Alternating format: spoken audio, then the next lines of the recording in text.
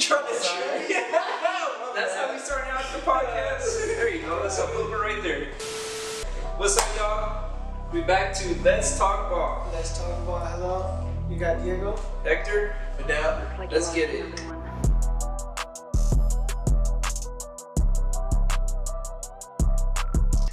Alright, so first I want to show my condolences to the players that got injured. So first we have John Morant. He got a level 2 ankle sprain. Oh, I seen that. Have y'all got injured before? Okay, go ahead. Go ahead, I'm sorry. What's the worst injury you guys had? Honestly, I would say ankle sprain playing basketball. Yeah. Because I felt that pain. I seen you jumped pretty high. Did you see the way he reacted after he injured himself? So. Saroon. Luavu Cabarro and a foul on Miranda, and he comes up hobbling. You know he was in pain. So what? It's been what? He's been out almost 2 weeks now? Mm. So who knows how long more? is he gonna be? Is he gonna be out for the remainder of the season? No, he's just gonna be out for like another month or so. So that's not bad.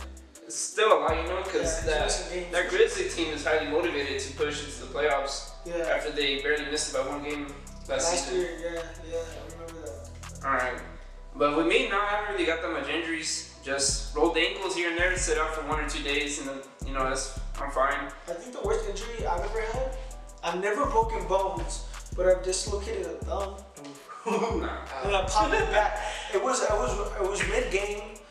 We were hooping. I showed all the homies, and then right in front of them, I popped it back into place. I still ended up playing. It's crazy the shit you do when you're young. You know what I mean? Yeah. I was literally in all that adrenaline too. Yeah. No, you're right. All that adrenaline, but that's the worst thing that's ever. All right, and just recently we got Markelle Fultz with the ACL. So that injury really reminded me of Derrick Rose because it was a non-contact and it was just his way of driving and landing. So ACLs are very unfortunate. What do you think about that? It sucks because he actually has the keys to this Orlando Magic team, and you see how good he's doing. They're 6-2 right now. 6-2 to where now the first pick of if he was from the 2016 draft. Yep. He's finally it's time to shine, and it sucks he had to go down with this type of injury. I guess redo it all over again, you know. It's the same. So the injuries are not just something like physically, there's something that people take mentally too. So there's a lot of setbacks that people have to overcome. So I know Derrick Rose for sure, he had a lot of setbacks and a lot of mental issues that he had to overcome because, you know, Derrick Rose is the person known for injuries, but look at him today, he's still hooping. That's true. That's true. He's motivation to these young players that are getting injured nowadays You can still come back, it's not over. Yeah, exactly. It's possible. And an example for that is we see how good John Wall is doing after coming back from missing almost 2 full seasons of a ruptured Achilles or it getting affected 3 times. And it just shows to you that with hard work and dedication, you can come back. But it does take a lot on your mental. And I agree with that with you. We're going to get back on that Rockets team with John Wall actually. But also, one of my other players that got injured is Colin Sexton. He had another sprained ankle. No, he had a sprained ankle. I think he just rolled his ankle. He's day to day, so he won't be out that long. But he's been doing really good on the Cavaliers so far. So he's one of my fan favorites for basketball cards. And he can only go up in value. That's right. So now we're going to talk about the good teams that are showing up as of right now in the NBA season. So my first team that I think is actually kind of on the low radar are the Knicks. So wow, you are right. What's their head coach? Tom Thibodeau. Tom Thibodeau, the old Chicago Bulls head coach. So they have some pieces moved around here and there from last season. So I think they're doing a lot better, you know? Yeah. Because they're the meme of the NBA. It's funny. They're the meme, and I saw this meme where every time we make fun of them, they get stronger. That's funny. But did you see that today that they're probably going to add Todd Gibson to the Knicks, which is good because he's a free agent. And it's funny because it goes back to what you said, the old coach of the Bulls. It was Tom Thibodeau, where he's bringing back Todd Gibson. And it's just great to see. They just have that chemistry. Yeah, it's great to see. It's really great. And now the Knicks, RJ Barrett is playing really good. He's playing really Julius good. Randle. It's a good duo. I was a fan favorite of Julius Randle personally because of the Lakers. I'm a Lakers fan, and we drafted him, so it's good to finally see him doing. He was always a good player. Exactly. Yeah. So it's good to see him finally playing to the potential I know he can play at. I think he worked out really hard during the off season. Yeah. And now he's just like, oh almost an all-star, like all-star form. He's there. He's definitely there already. Like he's always had it with for him to be on the all-star team. Well, they're not gonna have it this year, but let's say if they were, they just need the Knicks to win. Because most teams, when their team's winning, they'll pick the all-stars from that team. Because obviously Zach Lavine got pulled excuse my language, but he got pulled last year because that man's a scorer. You can't say nothing on Zach Lavine. That guy is good. You're right. I'll give you that. I don't know. Yeah, he's definitely a good player. There's a lot of good players in the NBA though. Yeah. You know, it's just like the difference. What sets you apart from just being good and average? You know what I mean? Those players that just have that killer instinct. Yeah. You know? All they think about is the dub. You know? But I'm not saying that they don't, but I don't feel like. Do you feel like you see that? I mean, I don't mean to get a little bit off track, but do you feel like, you know, like you see players that have a killer instinct and great players and good players? Yeah, I think so. Where would you really categorize? He's a great player. He's a great he player. Can do it all. I like that one. Yeah. So do you think he has a killer mentality? Yeah, because he could come up clutch for the three. I seen him play. Yeah. Definitely. He's a very clutch player towards the end. Another player I like is Jason Tatum, who's showing off this season. Yes, I love it. Jason Tatum, he's playing all-star form. He's all-star caliber player. It's amazing to see him carry the Boston team. Yeah, and it's especially when there's no other, especially with Kemba Walker out as of right now. He is the leader of the Celtics. You're right. So, go ahead. I didn't even notice that. Yeah, you're right. Because it was kind of Kemba's team, no? Yeah. They were transitioning. It was like between Kemba and Gordon Hayward, but obviously they traded Gordon Hayward. Yeah. But yeah, right now it's definitely Jason Tatum and Jaylen Brown's team. All right. So arguably the best team in the season right now is the 76’s. Unfortunately, they just lost today against the Nets, but they are now 7-2, the best record in the NBA. What do you guys think about the 76’s? Yeah, they're number one in the Eastern Conference. No, and in the NBA. Yeah, in the NBA. Because the number one in the West are the Suns, standing at 6-2. Wow. That's actually coming up next. Oh, okay, that's so dope. Yeah, you see, that's something to look forward to. What do you think about the 76’s? Are they just regular season team, or can they actually do good in the playoffs? Now, with the 76’s, what I love they did is they added real good pieces and they got rid of pieces. And the good piece they got rid of was Al Horford, right? Yeah. That was a good piece to get rid of, and they brought in Dwight Howard. Is Al Horford, he's just, I don't know. He's a good player, but they're paying him way too much for sure. He's not the type of player they need. Yeah. He's needed somewhere else, but they needed a dog to rebound, and they got Dwight Howard. Yeah. They needed another shooter. Yes. They needed another shooter, spot-up shooter, and who they get? Steph Curry. So they know what they have. Danny Green also, but and Danny Green as well, to where they know what they have and they know what they needed, to where they built their team with space. So we can all agree on that. They just need to stay healthy. They need to stay healthy. And who's also having a hell of a season is I forgot his name. He's a small forward for them, or the power forward for the 76’s. Ben Simmons? No, because it's Ben Simmons. Talking about Tobias Harris, no? Tobias Harris. That's exactly what I'm talking about. Tobias Harris? Yes. You think they all work good together? I personally, yes, because Tobias Harris, I believe this is probably his second, going into the third season with the 76’s, to where they adapted to the style of play, and I feel like they're gonna make it. It's only a matter of time where they all connect. Exactly. Yeah. Exactly. I wouldn't mind seeing the 76’s in the finals, to be honest, because they work hard. They're all young. They build up from drafts and trades. They're not really that much vets on that team. The oldest player, I think, is Danny Green. You're right. Or Dwight Howard, All right, really quick, let's talk about these other teams that are doing really, really good. The Suns, the Magic. Not necessarily the Rockets, but I feel like the Rockets could be a good team coming up in the season. So shout out for the Magic. Despite losing Markelle Fultz, I feel like they still can get some wins here and there. But I really would like to see them in the East as a playoff team, because that team is very underrated and is working very hard. They are. Next, we can talk about the Suns. We all saw it, no? Did y'all see the Suns doing good this season? They're doing pretty good. I can't lie to you. That team's felt better, and they're experienced. They've been playing together.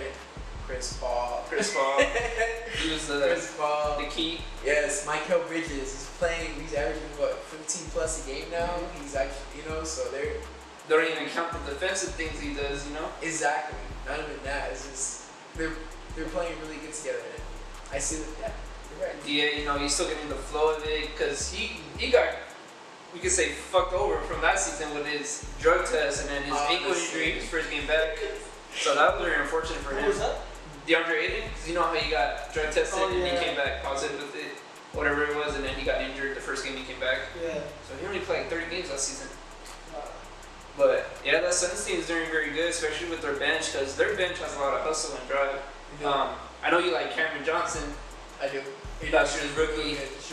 Real good shooter. 3-point shooter. I think he's trying to develop more and starting to drive, drive and pass, because that'd be a good pickup. But yeah, the Suns are doing really good. And last one, just like I said, we're gonna talk about the Rockets. They're not doing good. They're only 2-4, but it's not what we expected. I feel like they do have some type of chemistry that they can develop, even though with everything that was going on with James Harden. Because as we talked about in our last episode, James Harden has a lot of issues going on, demanding trades and whatsoever, right? He's still doing that? I don't think so as of right now, because I think he's looking at John Wall as like a good player, He's like, he can actually connect with him, Yeah. Because what did you say earlier? No, to answer what you said, it's not more of he's demanding a trade. It's on the table. What could they find for him that will make the trade acceptable? That would still make the Rockets still still make the Rockets a contender, because they're not going to just give up their whole pie without getting anything in return. Yeah, you know what I mean. Yeah, that's right. And then to what I was telling you earlier was that I feel like this is probably the greatest compatible James Harden partner has had in his whole NBA career. No offense to Chris Paul or Russell Westbrook. Yeah, or even Kevin Durant. I see that though. I think I seen that because like everybody before him, they were kind of expected to go good together, but they never found that. And then all of a sudden, like he doesn't want to be kind of like demanding trades, this and that. Doesn't want to be with John Wall. Finds himself kind of connecting with John Wall. You know what I mean? Because I've seen James Harden play and he's gave him good. We all know he can do. Exactly. He's the best scorer right now in the league. John Wall, right? With James Harden, because he's averaging like 35 points. Even last season, he averaged like 35 plus. Yeah, okay. With John Wall, you can tell he's hungry because I feel like. But he's done what he's done with the Wizards. Yeah. Like you have to kind of give him that shit. You know what I mean? Like he was on a team. If he's had good players around him, but Washington isn't the best franchise to be with. No disrespect. You want something big, right? Yeah, I agree. I don't know. But yeah, definitely see that Rockets team coming up. As we're talking about the Wizards, Bradley Beal is going off, but he isn't getting the help. James Harden said, "Here, take my." He's like, "Take Russell. Here you go. Deal with him," because Russell Westbrook's averaging a triple-double. They only have like 1-2 wins. Yes, it's just that I feel Bradley Beal needs to adjust his game around Russell Westbrook because you know what? I can't really speak on that. I don't really know. I don't know. Is it you? But that's kind of I don't know. That's kind of fucked up because I kind of see. Excuse me. I'm sorry. I kind of see where you're coming from. You want Russell. You want Bradley Beal to adjust to Russell's gameplay. Even though Russell's coming to him. Yeah, I don't think that's right. Because I think at this point, Bradley Beal has also proven himself to be a really good player, and he's been the longest, kind of like a seniority type of thing on the team. Like, you kind of have to work with him, or each other, not rather against each other, Yeah, because I feel like with Russell Westbrook, the ball moves more rather than Bradley Beal. Bradley Beal plays a lot of ISO ball than team ball. And that's the problem with it. If you play more of a team ball, then you'll do way better. But he feels like, I don't know what it is of him not having John Wall now is, I get more ISO time playing with the ball? Yeah. But it's just, I get what you guys are saying, but to want to step to that next level, to know what you need to do as a player and take that back seat, that's what makes you a championship player. Yeah. To where he needs to learn that. To where it also could be Russell Westbrook. He needs to adjust his gameplay around Bradley Beal, but we all know what they both bring to the table. Yep. But can they both bring it together to the same table? Yep. And to go back real quick for the Rockets, I feel John Wall is a great compatible for James Harden because he's a homeboy. He's a blood. He's a blood. Well, James Harden's some type of home too. Well, he's around the rappers and everything. You saw what he brought Lil Baby. Everything, but to go back to, I don't know, but the Wizards they're a good team. They have a good team. They have good players. Young assets. need to play better. Yeah, they just need to play better as a team. And because the games are not, when they're losing, they're not even losing by that much. they're not. There's like 3 or 4. Exactly. So. And you see the way the young players correspond to Russell Westbrook. They love him. So let's see how this goes. They just need to. I don't know, also too. Their conference is not easy. They're in the Eastern Conference, and they're what? They're not sure. Exactly. So for the Eastern They're Conference, second to last. Exactly. They have gotten better, so it's not. They just need to get better, and that's it. But I do see them at least in the 8th spot in the playoff. If they get better, they just gotta get better. Right now, all the East teams are like scrambled, so exactly. You never know. Exactly. But the West for sure, that's very competitive. You're not guaranteed a spot in the West. Yeah. Alright guys, so as you remember from last week's episode, we're going to go ahead and go into our segments of clapped and whacked. So the first game we're going to go over are the 76’s and the Nets. The Nets beat the 76’s by, 13 points without KD or Kyrie Irving. So as we can say, the 76’s got clapped. Alright. Woo! So let's go ahead and look at the stats for this game. So Joel Embiid had 20 points, Ben Simmons had 11. So as we were mentioning earlier, Steph Curry did not play. So I feel like Steph Curry might have an impact on that 76ers team winning because they're 7-2 now, but before they were 7-1. So we just got to see if Steph Curry is actually bringing a lot of value to that starting lineup role. I agree, and that's a good 17 average right there. That you're losing out as a starter, so it did hurt them, and we see that. Yeah, I'm gonna pull up the stats, but look at the starting lineup points per game that they're averaging. So I'm gonna put it up right there. Perfect. And then obviously Brooklyn, they had Caris LeVert. I'm a big Caris LeVert fan too because I have like 3 of his cards. So seeing him doing good is only gonna bring him up in value. And then Joe Harris, the reigning 3-point contest, I think from 2 years ago. So that's all who really showed up, but that's obviously on paper. Yeah. But you know, we didn't expect the Nets to win tonight against the 76ers. What about their center, Allen? Yeah, 15-11. 15-11? Yeah. Nice. Alright guys, so now we're going to go to our whacked segment of James Harden, who averaged 15 and 12. So we can say James Harden got whacked. Whacked. So he had 15 points, he had 12 assists, so you know he's contributing to the lineup, but he went 5 for 14. 5 for 14. 1 for 5 at the 3-point line, and that's like what, 30-something%? 35%. 35%. So they lost by 7 against the Pacers yesterday, but that's probably why they lost, because his way he played was whack. James Harden was whack. So how we do this, fellas? His style of play was whack. His beard is whack. His shot is whack. His dribble is whack. And because they lost, he was whack. Alright guys, that will conclude today's episode of Let's Talk Ball. Thank you for joining us. We'll see you guys next week. Peace.